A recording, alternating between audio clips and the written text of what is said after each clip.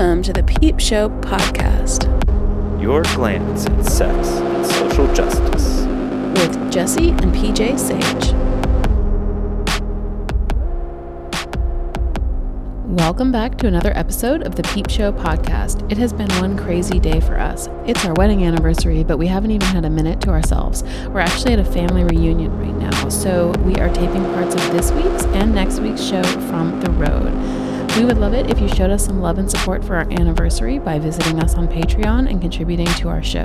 Any amount would be greatly appreciated. You can do that by visiting patreon.com/peepshowpodcast. We have a great show for you today. First, for our news segment, we have the pleasure of talking to Braislee Adams, a cam girl and hula hooper, whose cam hooping video went viral this week.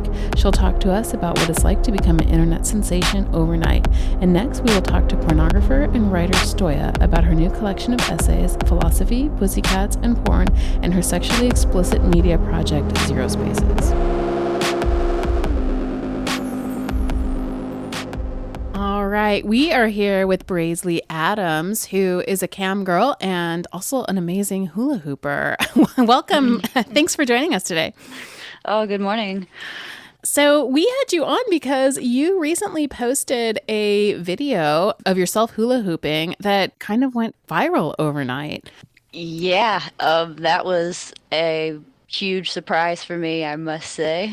So I was actually looking through your clip store and... Wait, hold on. Before we talk about it, we should describe for the listeners who may possibly... I don't know how they would have missed that, but yes, go ahead. But just in case, if they were snoozing for the last week or so, perhaps they missed it. So you were hula hooping, and you are able to hula hoop with your boob, which I have to say is pretty amazing. It is amazing. And then, it's an interesting talent. And you followed it up also showing that your butt can hula hoop too. Oh, yeah.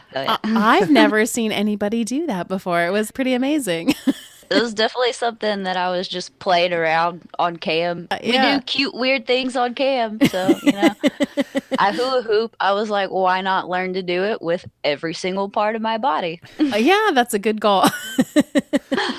This month, we're doing kind of a series of positive stories. It's been rough for sex workers in general and those of us in like the cam and clip producing community with like FOSTA, SESTA, and just all of the different social media crackdowns. You definitely crossed out of sex work Twitter on into the mainstream. So tell us a little bit about what that was like to kind of blow up overnight and go viral. So it was funny. The night I posted it, I was on cam, goofing around. I did the hooping on my boob and was like, oh, this is really cool. And I always post when I do new tricks, I always post them on Snapchat. Okay. So that's what I did. I saved that video and was like, I'll put it on Twitter. I bet a few girls will get a kick out of this. People will think it's funny. And I was definitely thinking it was going to stay in the realm of camming in the adult industry. Sure. Yeah. And I woke up the next morning and it was at, like 300 retweets. And that already blew my mind. And I was like, what is going on here? And the notifications were just constant. And it got to 1 million views. And it's now at 3 million views in 3 days. And it got to the point where when people were retweeting it, the comments they were saying, it went from a lot of cam girls and people in the industry being like, wow, this is awesome. This is so cool. To people being like, what the fuck did I just see? Like, what is this madness? Oh my God. And there have been comments of people being like, oh, this is the video that everyone's talking about. Or, hey, anybody seen that video of the girl hooping with her boob?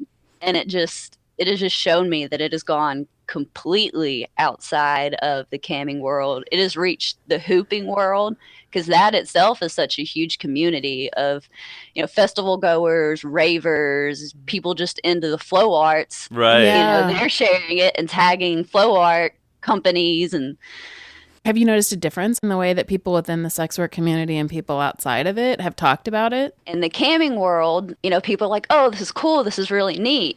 And if you think about it, there's so many cute, quirky, weird, crazy things that cam girls do on cam, you Sure. know, for fun, for money, because we can, you know? Yeah. So honestly, I feel like hooping with my boob, where it's may be a cool talent, it really is kind of mild in the realm of wildness that can happen in the cam world. Yeah. Sure. But then seeing people outside of that industry, the way they're reacting to like, what the fuck? You know, what is this? Like, this girl's got her titty out. She is wilding over here. You know, to me, like, I'm like, really, this is kind of mild. But I think what it is so many people, this is the first time they've ever seen this. Yeah, it's kind of funny. It's like for a lot of people who haven't experienced the world of camming, this is maybe their first little taste or something. Yeah, it can get kind of wild over there.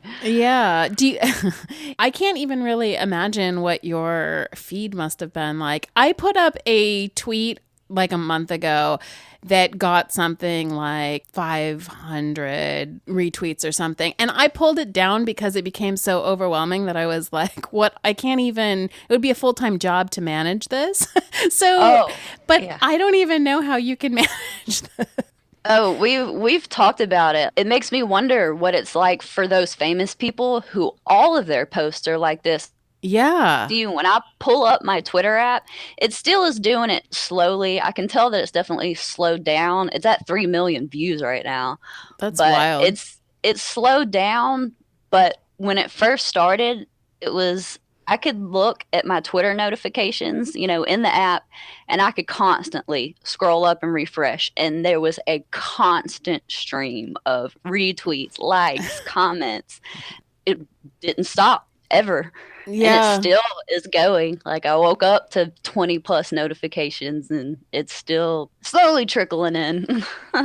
Yeah. Has it been positive, or are there ways in which it's been negative as well? I feel like overall it has mostly been honestly very positive. I'm kind of surprised. I think, so many people, it's not so much of a lewd thing that I put out there. Right, you know, I may be topless, but it's just a cute topless girl in her underwear, you know, doing this crazy thing you've never seen before. So, you know, I feel like it's been mostly positive. There have been, you know, 1 or 2 negative comments, or some of the retweets. What's funniest to me is the retweets people do. They've basically turned it into a meme. And, you know, there's some of the meaner ones. People are like, oh, this girl looks like she smells bad, and just silly things like that. Weird. But those ones don't really get to me because it's still just funny to me. When something blows up like this, it's crazy to see in the world that we live in today, things that go viral. Yeah. But then it's really nuts when it's you. You know? It's really hard to wrap my head around the memes going around. I don't know. It's insane. My follower count has like quadrupled since. Has it? I was going to ask you that. Yeah, 5,000 to 21,000 right now. Oh my God, that's a huge difference. Yeah, good for you.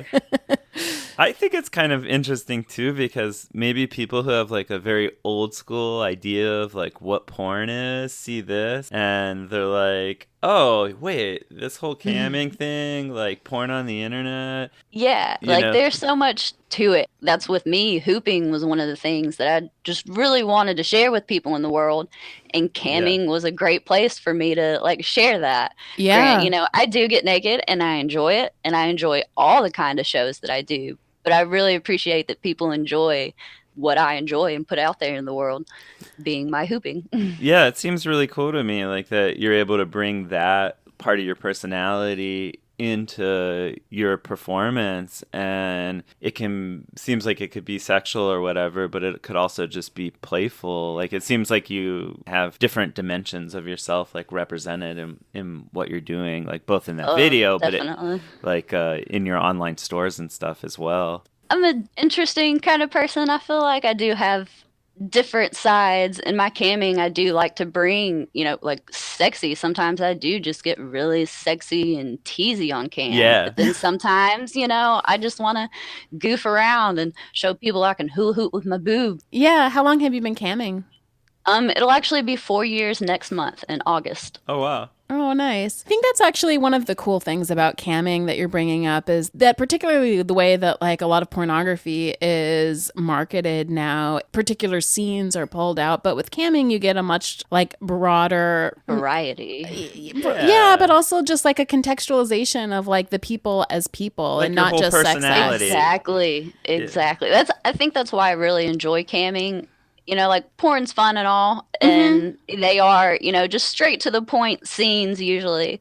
Right. But yeah, with camming, there's so many cam girls out there that do so many different things. You can honestly find anything you're interested in. You just get so much more of their personality. And honestly, like I feel like the people in my room, for instance, you know, a lot of my what people call regulars, I consider them friends. They're people that enjoy hanging out with me. You know, they're not just there to watch me do a cum show, beat it, and leave. They're there to like hang out and chat, and we talk about our days, and you know, they get to watch me hoop and do other fun shows I want to throw out there. So it's a lot of fun. There's something out there for everyone in the camming world. Yeah. Where can people find your stuff? So I only cam on my free cams, but I do have a ManyVids, Pornhub, Twitter, Instagram, Tumblr, most social medias. It's all Braislee Adams. Okay. It's a very original name, so you wouldn't, anywhere you look, if you just search Braislee Adams, it'll be there. But to make it all very easy, I have a website, braisleeadams.com, that links out to literally everything of mine. All right. Awesome. Well, thank you so much for chatting with us today. Oh, no problem. Thank you so much for having me here. Yeah. It was fun. It was our pleasure. We appreciate you sharing your story.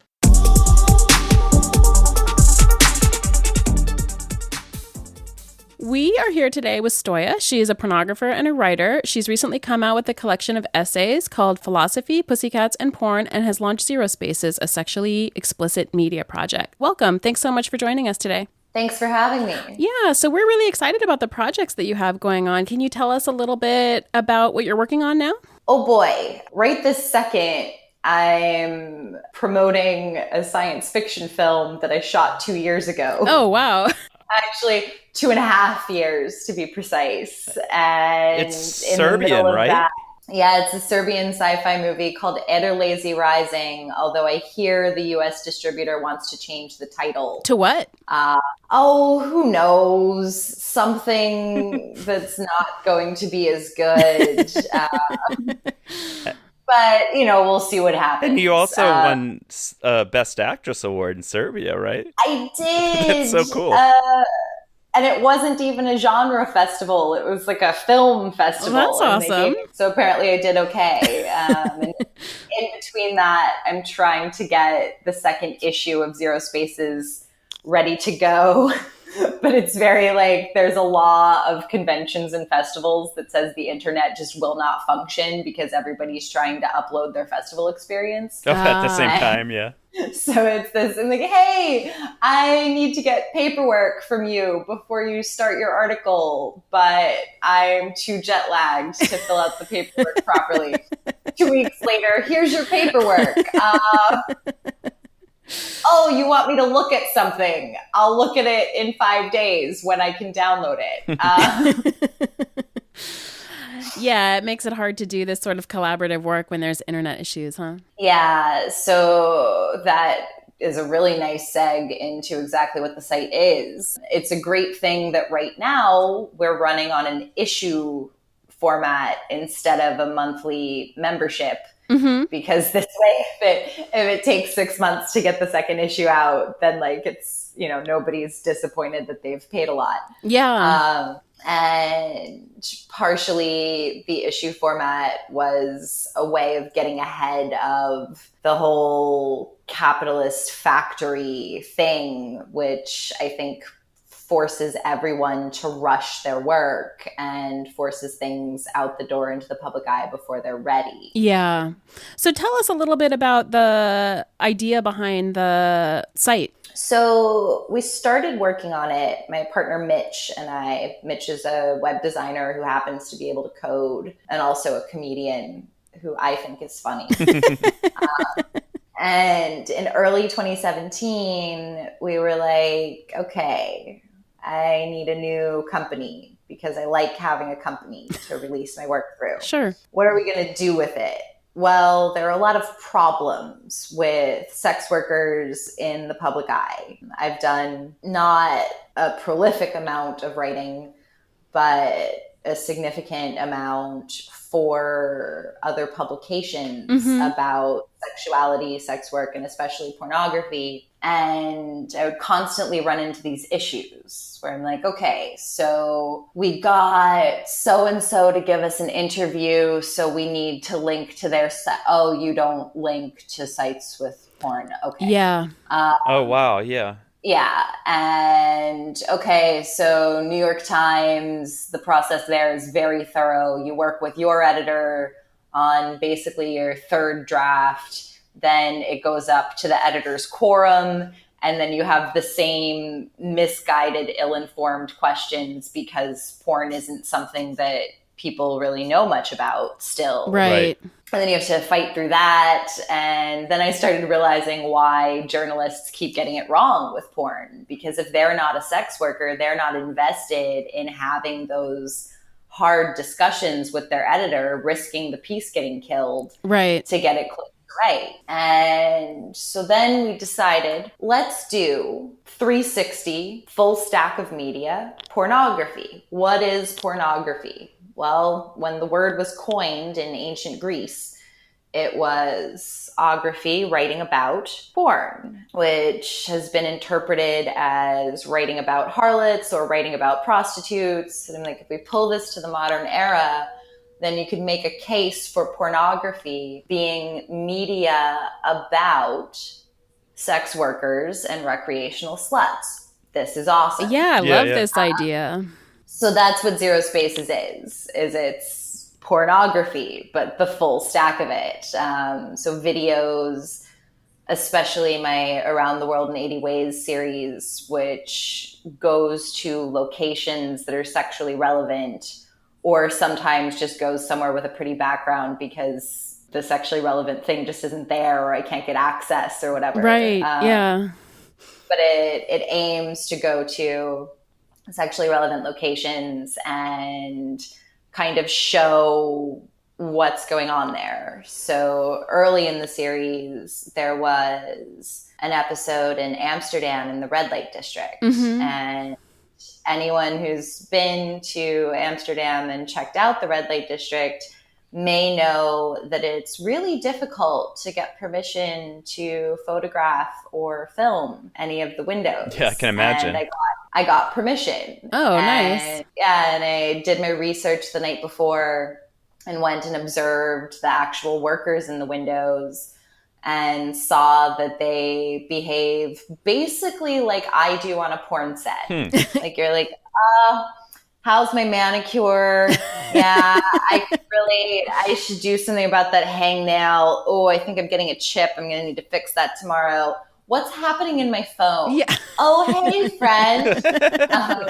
I've been to the red light district and I thought the same thing, that you see people, they're like texting, looking at their nails, just hanging out, waiting for something to happen. So we did that and then went to a hotel room and had sex. And then as the series really started to find its feet, I did an episode in Athens that opens with me stamping my sandals into the dirt outside the Temple of Olympion Zeus. Oh, wow. And the male performer is like, hey, Stoya, what are you doing? And I explain. I'm like, well, there's this myth about prostitute sandals in ancient Greece acting as advertising. And this academic woman, source cited, said, blah, blah, blah. I'd encourage you to go to ZeroSpaces and get the video and get an education. My favorite episode, though, is there's this place on an island called Krk off the coast of Croatia. And when it was Yugoslavia, Bob Guccione, the founder of Penthouse and the guy who made Caligula with Helen Mirren, Malcolm McDowell, and Hardcore Sex, he built this outrageous, enormous, brutalist architecture. penthouse, palace, and casino. On the island? On the island. And in the episode, I go into like the history of why, and I think I'm the only person to ever discuss the common form in a porno. But years, like decades later, it's a total ruin, and it's an urban exploration destination. But especially that one, I was like, this place cannot be properly preserved unless someone fucks in it on camera.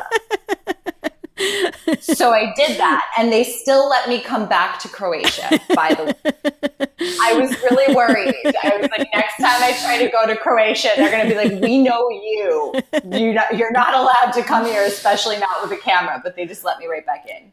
I was going to just say, I love this, but I love the idea of combining a lot of different sorts of media together. I know that I've actually, because I do a lot of writing, but I also do clip production and a bunch of other things, that I've had people suggest that I ought to, even with my Twitter account, pull off, make an academic or a writing account and make an account that's for porn. And I've been super resistant to that because I feel like it segregates sex work in a way that is stigmatizing. And I love the idea of trying to pull everything together. I really like that ethos and feel a similar way. So another part of ZeroSpaces is short pieces of erotic literature and essays from sex workers themselves about their own experience. Mm-hmm. And initially we were going to keep everything behind the paywall, but then in the wake of FOSTA, I noticed one thing that wasn't being discussed was the experience of the legal brothel workers in Nevada. Yeah. And one of those women reached out, and so I commissioned the piece. And then Mitch had to code a whole new thing to put it live out front of the paywall, because it was like, this is, maybe above the reading comprehension level of your average teenager, but there's nothing in it that a teenager shouldn't see. Right. Yeah. So it's safe to have it out front of the paywall. And if we're commissioning this because it's a really important addition to the conversation, then obviously we want people to see it. Right. Yeah. And it kind of works as a freemium model too, in terms of having some good content out there for free. I mean, it maybe draws people in. You have people landing on a site that contains porn. Maybe they're only going to read this article, but they're also there, and, they have the option of then maybe buying the premium content. Yeah. And we do sell individual videos because part of the business model, though business model may be a strong term to use, at least the hope is that the consumers of porn who are willing to pay for it will subsidize getting the whole thing off the ground. Right. So you can buy an individual video and have that forever. So you're putting out your second issue right now. What was the response to the first one? A lot of people said, oh, that's really great. A few hundred people bought something. That's good. And yeah, it's okay. And then one guy who comes to my book club in New York, he wanted to know almost immediately when the second issue was coming out. And I was like, look, dude, I literally have a disorder that interferes with executive function. Do not hold your breath. It'll be out when it's out. Yeah. I'm the fucking poster child for ADHD. Like, don't ask me to interact with these human constructs of time. You're going to be disappointed. Tell us a little bit about your book. Well, the most exciting thing is other women with ADHD really like it. It's short, easily digestible essays about pornography, how that intersects with capitalism, entrepreneurship, creativity, public perception, and publicity. And it includes a lot of my blog work, also the 2 op-eds that I did for the New York Times, and a few other pieces that have been published in places like, the essay that I did for Braislee's Coming Out Like a Porn Star anthology. Oh yeah, we read that. Yeah, we read that in our own little book club. Yeah, we have a book club, and we read the book in the book club, and it was fun. But that was great. Yeah, it was. We loved the story that you told about your name. Oh, so you're a nudie girl. Yes, ma'am. Yes, ma'am. Do you want to tell our listeners that story? I'm going to encourage them to buy my book or Coming Out Like a Porn Star. But the gist of it is I took my grandma's name and used it for porno. I love this. And then one day I had to tell her. Right. And she has this very specific voice where most of the expression is in the way she's pronouncing things. I'm trying to explain. And she goes, "Oh, so you're a nudie girl." And like, yes, ma'am. Except like there's video and like I'm like actually having sex. In the moving picture. This is so good. It's my favorite thing to read at live events because it just slays the room. Yeah. Oh, I love it. Yeah, it's very funny. She's proud of me. That's so nice. She thinks it's great. Speaking of coming out and kind of your relationship with your grandma, how about like the rest of your family? How has that gone?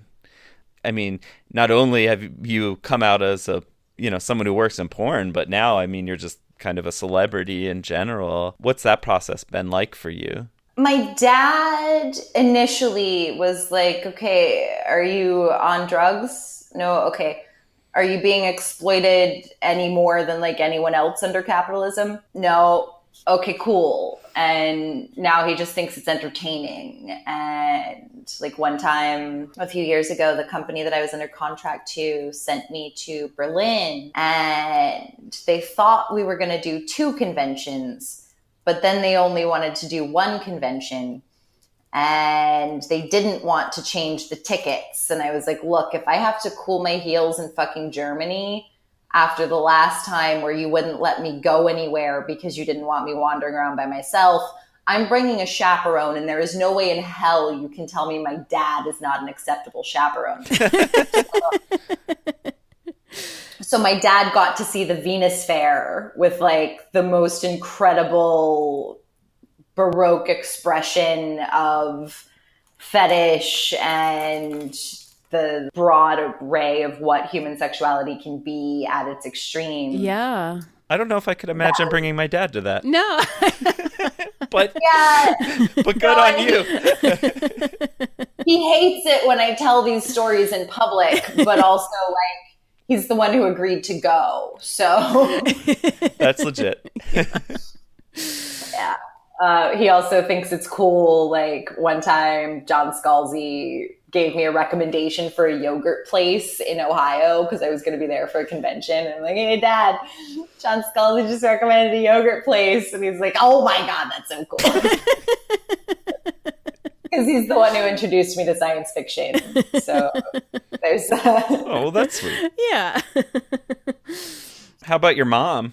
Well, she's an incredibly private person, and she was part of that wave of women who had to fight really hard to have careers in industries that weren't like childcare or housekeeping. Yeah. So she had some opinions that were sometimes a little snarky. As the years have gone on, though, I don't know if she's changed her opinion or gotten better at keeping it to herself or whatever, but our relationship is much less strained now. Yeah. I think that that's a really big tension within feminism, like a generational tension that a lot of people experience. I'm going to throw you a curveball. Mm-hmm. I was backstage at a burlesque theater a couple of years ago, and there were a whole bunch of women in the dressing room, and we're all getting ready to go on stage, and someone's talking about their mother issues. Mm-hmm. And I was like, weird. I also have mommy issues, much more than daddy. And then a third woman is like, oh my God, me too. Yeah.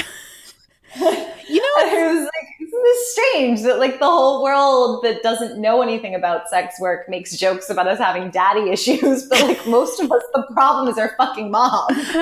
That's so funny because when PJ and I first started this podcast, one of the things that we said, we were maybe 5 episodes in and we've interviewed a lot of sex workers.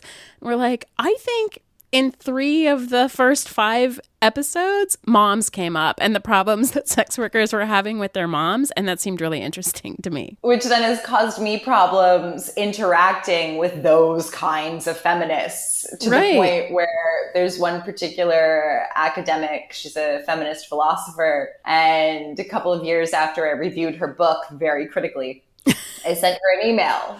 Who was this? Nancy Bauer. Okay. I said, "Dear Miss Bauer, you're not my mom and you never were. I'll explain." Oh my God. I love it. It was much harder for both of us to come out to our moms than our dads, I think. It's an issue with second wave feminism for the group of people who, like you said, did try really hard to get out of boxes of femininity that they didn't want to be a part of, or constructions of femininity, I should say. Yeah, and I think, like, I can see even in myself compared to the new generation of porn performers, because I started in 2006 was my first video. Mm-hmm. Compared to them, I'm a bitter, jaded, chain-smoking fuck. And like they're like, we hope, and I'm taking a juice cleanse and like doing yoga, and I'm like, fucking you see hope, I'm braced for disappointment, when's the pendulum gonna swing backwards? And it really, like, when you have to fight through all this shit just to be seen as a human, right, it can really hurt you and contribute to rigid thinking. Yeah. And so I have, at this point in my life now, the utmost empathy for those kinds of feminists. Sure. But that doesn't in any way mean I think they're correct or being pleasant or fair or exercising basic human decency and empathy. Yeah, I think that that's a really good point. I'm also curious, so based on what you said, what sort of changes have you seen in the industry? I've seen small shifts in the language that the mainstream companies use to advertise their product. The problem is by no means solved, but it's not the standard to be like, blah, blah, blah, slut, whore, teen, takes. Like, that's right. At least a lot of the companies that I work with, although I stay clear of the really misogynist stuff. Mm-hmm. So my perception may be biased there. And the last time that I was on a set that wasn't my own for a porn scene, I was playing the coach of a roller derby team. Oh. I think I was 31. It was a few months ago. So at 31, I had a role that wasn't a teen or a MILF. Yeah. That's pretty exciting.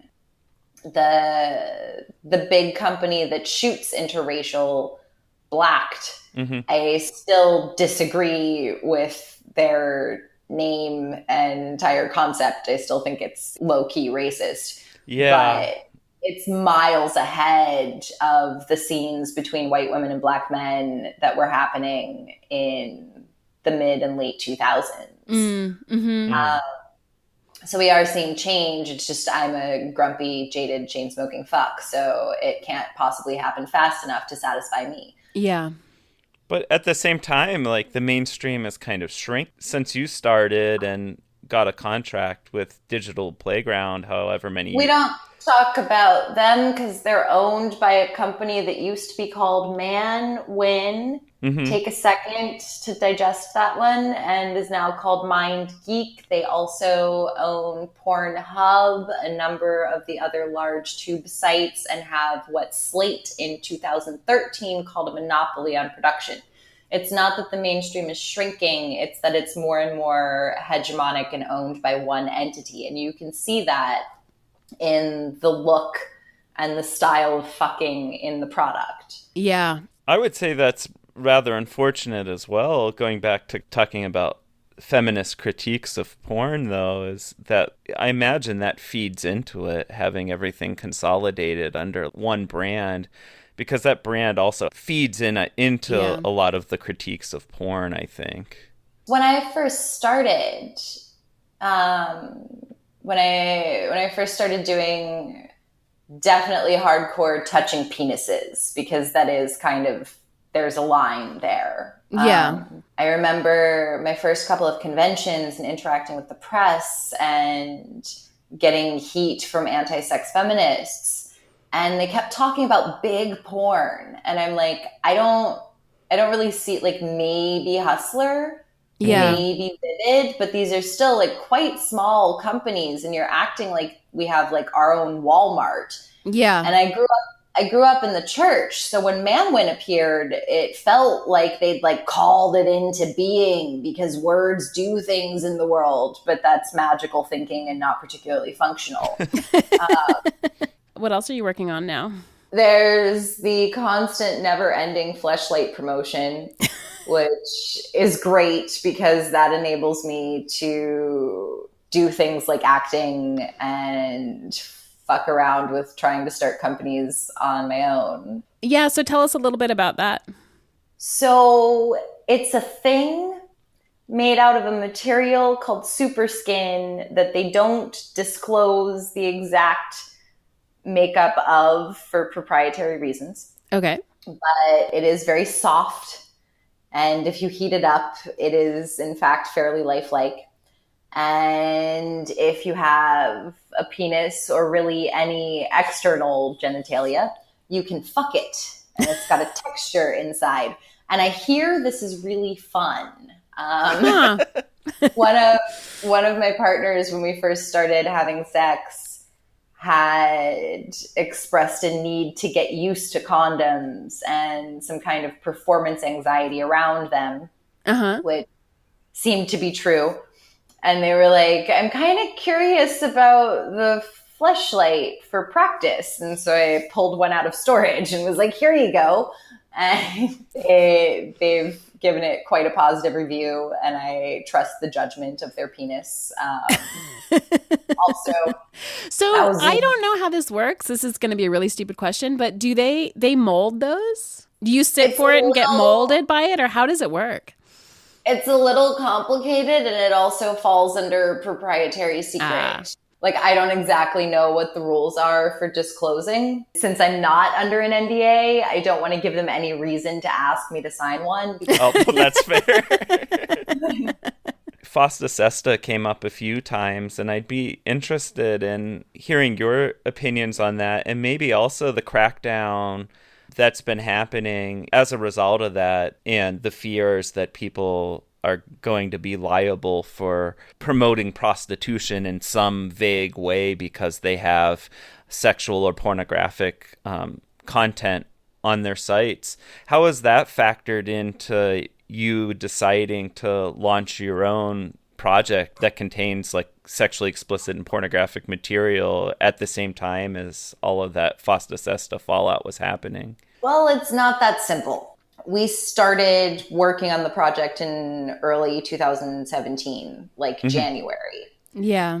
As we were getting closer to launch, I was watching while biting my nails, not literally, but figuratively biting my nails, all of these things. Okay.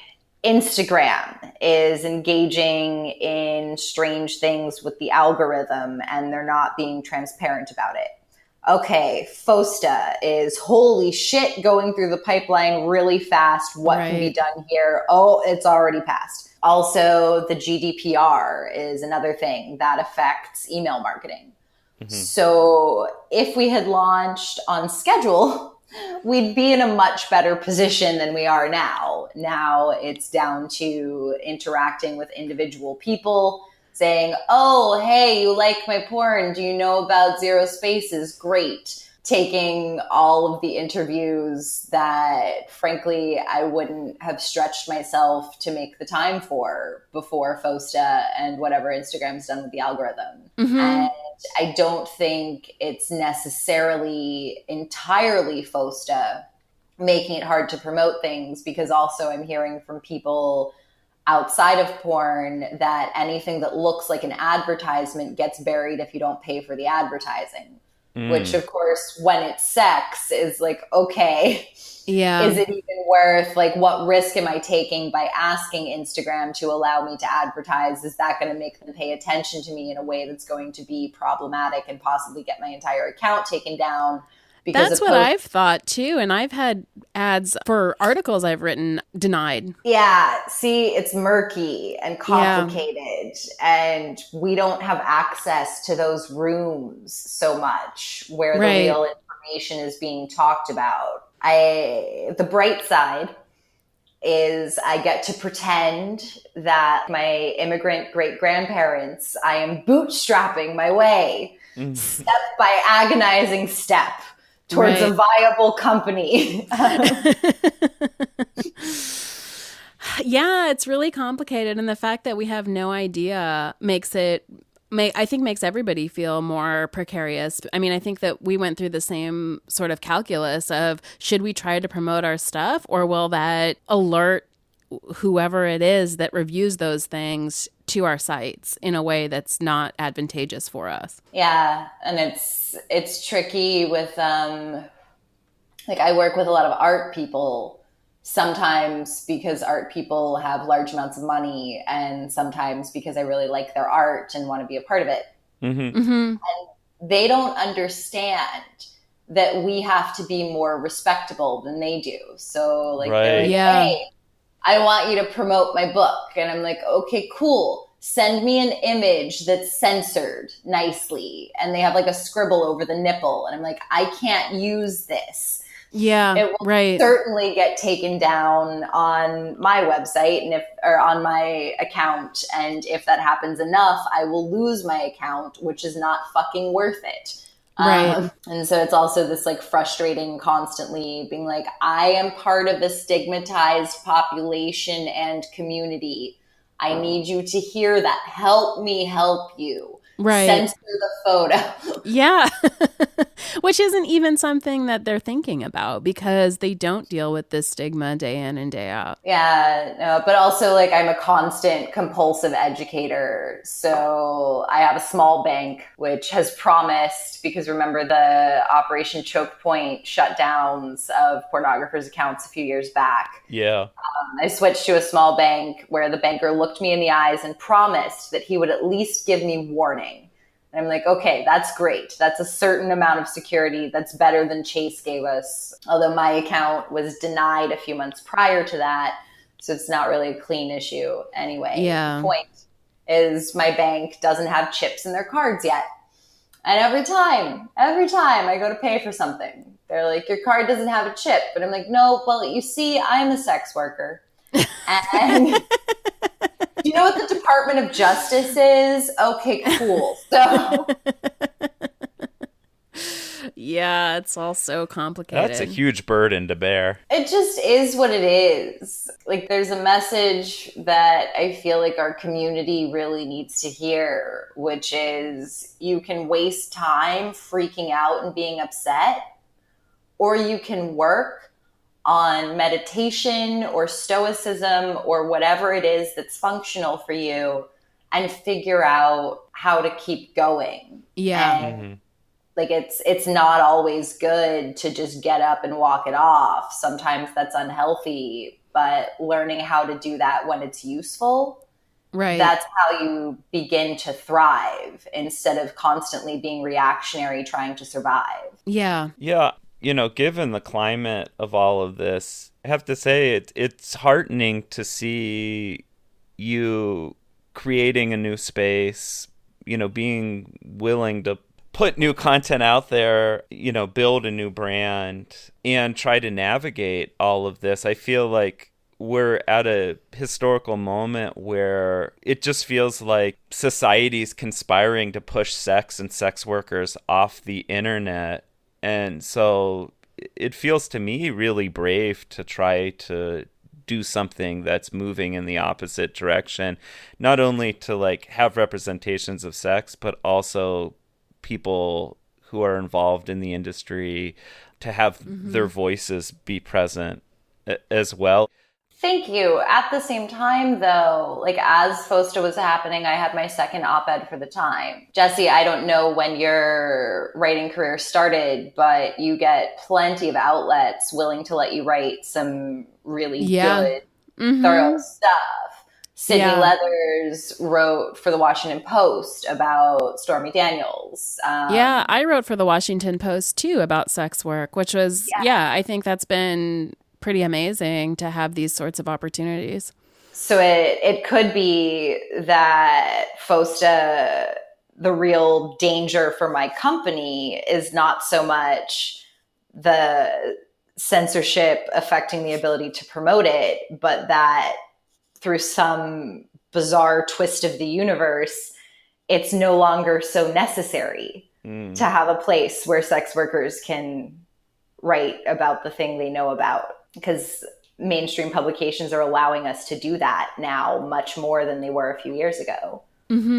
Perhaps, but I think there's a lot of education that still needs to be done. And my feeling is that these conversations, they feed into each other. We as a society are far from being saturated in terms of having these conversations. So I would hope, and I'm no business expert, but I would hope that the way it works is that some of these conversations that are going on in mainstream publications kinds of gets people hooked or interested in learning more, and then they might seek out a site that's more devoted to these conversations, rather than feeling like one mainstream article is enough. Yeah, I like that. That would be good, because capitalism is real. Right. Yeah. We appreciate you coming on and talking to us about your projects. Do you want to say where everybody can find you? Okay. So Twitter and Instagram at Stoya. HelloStoya.com has writing from me and links for all the fun stuff like the autograph store and the t-shirt store and where to buy my book and ZeroSpaces and all that. ZeroSpaces.com makes interesting pornography.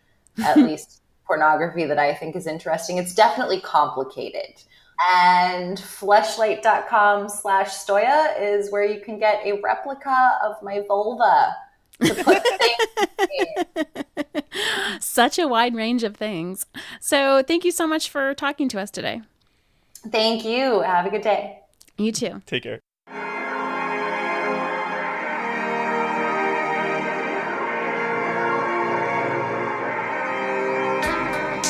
Thank you for joining us for yet another episode of the Peep Show podcast. I'm PJ Sage, and you can find me on Twitter at PeachSage. And I'm Jessie Sage, and you can find me on Twitter at sapiotextual or at jessiesage.com. We would like to remind you that we have a Patreon account and would appreciate your support. Please visit patreon.com/peepshowpodcast. Our music is courtesy of Joe Kennedy. The show was produced by Jessie and PJ Sage. Signing off. Have a great week.